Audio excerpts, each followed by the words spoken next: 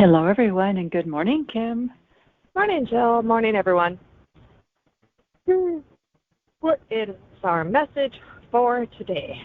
Today we're going to talk about those things you say to people or things, places, experiences, the things that you might say out loud and you're trying to give your judgment or opinion or just a thought that you're expressing out. Examples. So I was at family function recently, and there was somebody who was having some concerns in their life, and they were talking to me. So I'm educating them on some alternative choices that they could do in their life. And it was, I thought, very open and receiving on their part. And I wasn't sending anything through judgment. It was just knowledge that I was providing to them. And I was saying, here you go, here's an opportunity. And they had an excuse that they brought up right away for that opportunity. Okay. So I gave them options of different ways to go through that excuse. And you could tell they were stuck on their excuse. That's fine. I let it go. Then I hear later on that this person was complaining about their concerns to another person. That person also was giving suggestions, and they had excuses, and then they acted like they never even talked to me about that issue also. So I heard about that, and I can guarantee most of you have gone through something very similar before. It's like, how do you handle that? How do you handle the piece of that they're continuing to do the woe is me, the victim mode, while you're sitting over here? Well, I gave them all these options. I don't understand why they're not doing them. We get judgmental. We get frustrated that they're not willing to help themselves. And we also get sad to see that they're not willing to do the help for themselves. And we have all the tools and resources that could potentially help them.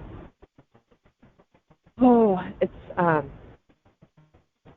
of like when there's a medical procedure.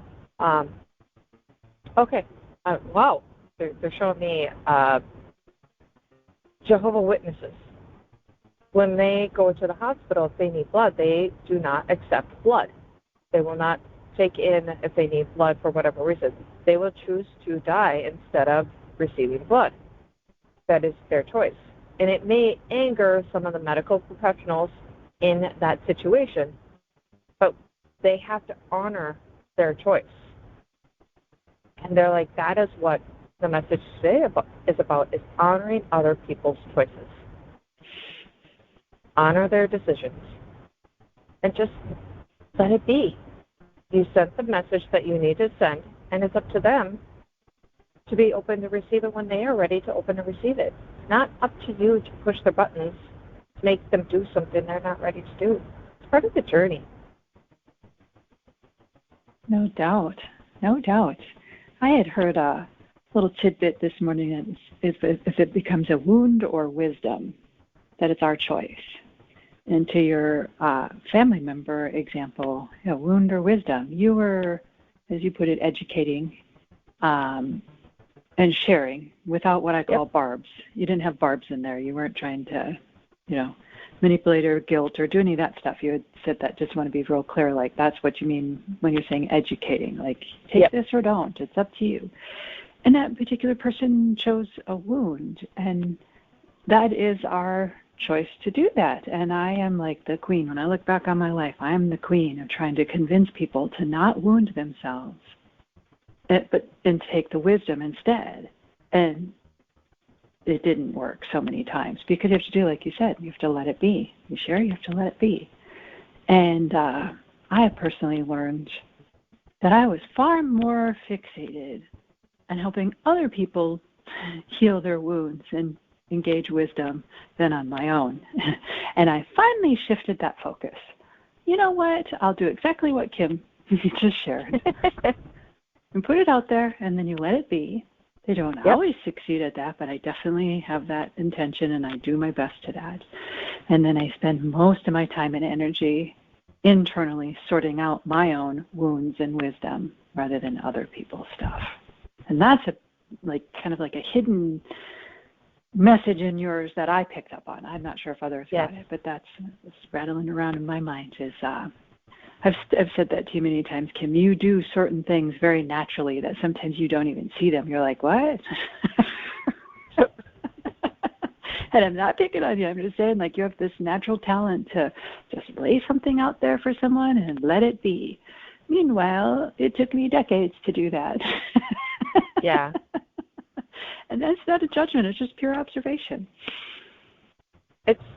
But it takes work and it takes practice. And the more that I have to just let go, and in my head I had to tell myself, this is their choice. Why are you judging their choice? So it was a lot of talking in my head and telling myself, it is okay for them to choose that. It is okay. I don't need to be the one that fixes them. Nice.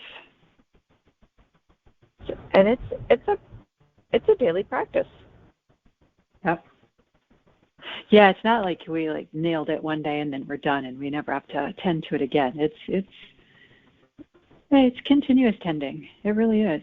That's just how we're wired as humans. If we don't keep ourselves pointed towards that more productive habit, we'll kind of default to the unproductive one.